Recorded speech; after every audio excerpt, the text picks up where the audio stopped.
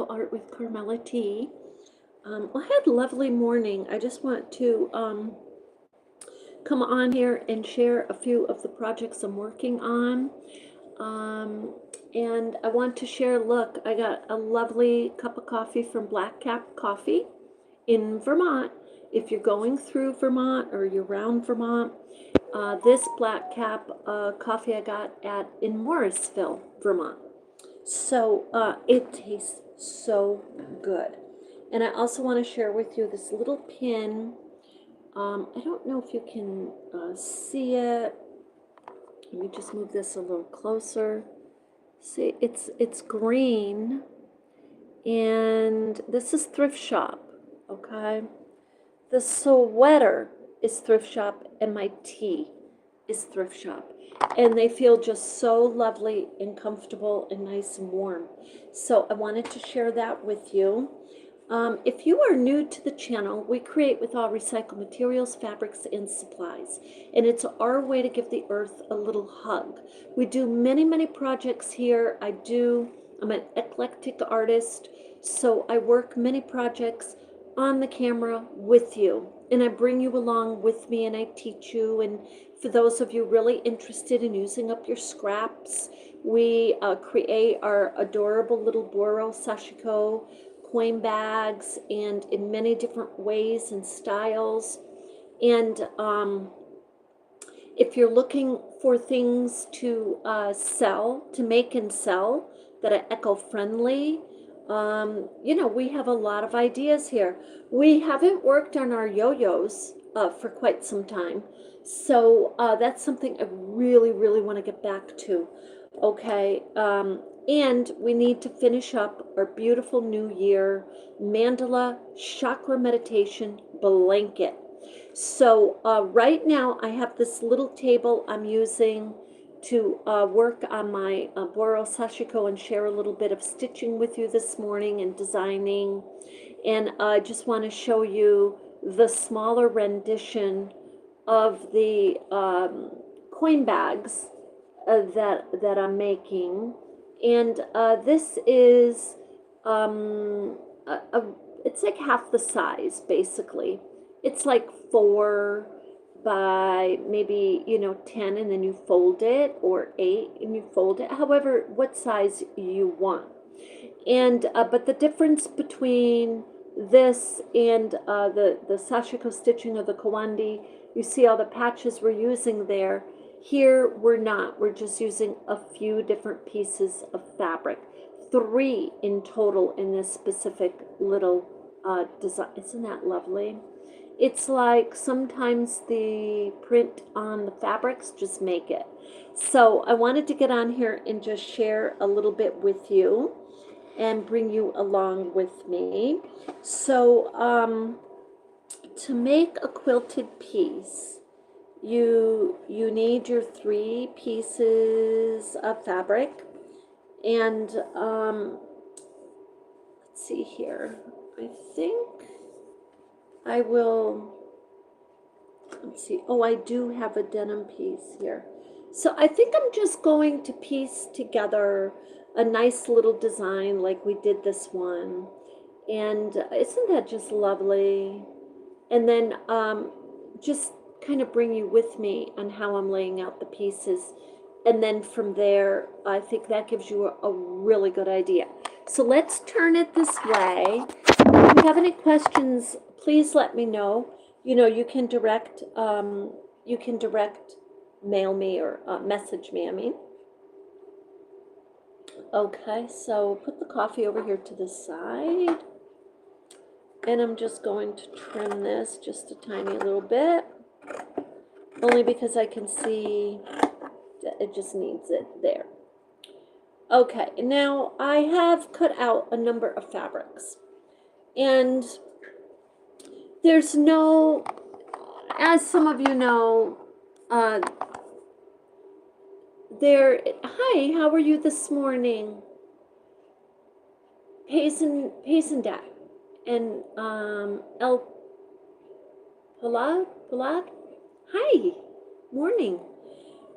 I have no method really of putting these together, but if I had to give you a method, I would say get a denim piece that you're going to work with. This is your base. Okay, this is your base.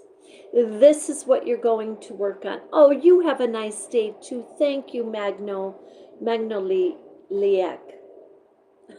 I hope I say this right. So get your base and then pick a piece. Just pick one piece that you'd like to design with. Maybe it's the daisies, and I gotta tell you, the daisies are just precious. Now this one, believe it or not, was actually like a flannel piece, and I don't have another one like that. So when you make these items, these coin bags, this is a small coin bag, and it needs its closure. But when you make these, guess what they are? They are, what do they call that? Oak. They're unique. They're the only one that is going to be made. There's not going to be another one. It's an original. So maybe I choose that one, or maybe the checkers. Let's see here. There's all kinds of different. I gotta tell you honestly, I think I'm gonna go with, I like this, and just pick out the ones you like, you know. I like that, and I like this. So let me show you what I like, because that's kind of how I start. And there's, like I said, there's no real rhyme or reason to it, this one. And I may have to put my little iron in, because that definitely has a crease there. Valentine's Day is coming up in February. So I'd kind of like to theme a few of these for Valentine's Day and heading into spring. This one is very pretty too. But look at this one. This one actually has little hearts on it. So somebody may look at that and say, what a lovely little gift idea that is. And it would be. And then the little daisies. And I'm thinking the daisies maybe with a little pink heart. So I'm kind of thinking like that. But anyway, and then this is another lovely, lovely, this I think must have been very popular. This says Believe, and it's all the little dragonflies. So that's another lovely piece of fabric. So anyway, I'm going to focus on the heart. And for the moment, I'm just putting it on top, because it's going to be my top layer. Okay, and after you sew it on, then you would do your trimming. And why am I saying all of this? Because if the other videos that we've done are very long and kind of showing you and going through it, and we're going to do more like that. But this one I'm just showing for those of you who have some idea on what Boro Sashiko inspired is, or Kawandi inspired. And this just gives you an idea on how to place your fabrics together. So you've got your top layer, all one piece, and it doesn't have to be all one piece. It can be many different pieces. I plan to maybe offset it with something else. We'll see. But for now, that's what I'm choosing. So your bottom layer is going to go, that's going to be your lining. So if you want to make lots of different design and stitches with your top layer, don't put your bottom layer on until very last, because that would be your lining. But what could we use as a lining? There's many different things. There's many different fabrics. You can keep your lining just as pretty as your top layer, and then test it out. Just fold it. Let me do this. I'm just testing it out. I'm just folding it. I want to see how these kind of look together. Oh, this is adorable. Look how adorable that would look. Yes. This is my lining, and then when they open up their little bag, look what they're seeing, a beautiful little flower. Okay, so that's how I'm going to design this particular little coin bag, and it's an extra small coin bag. So I hope that that inspires you a little bit this morning. And if you have any questions or you want to make the larger ones are 6.5 by or 7 by for width, depending what you want. You make them any width you want. And then length before you fold them is about 10.5 to 11.5. So anyway, with that, I hope you have an absolutely beautiful day.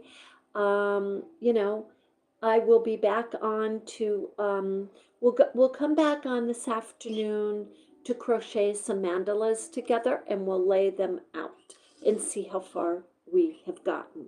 So that is our that's this afternoon. We'll work on our mandala meditation, crochet, chakra blanket. Okay.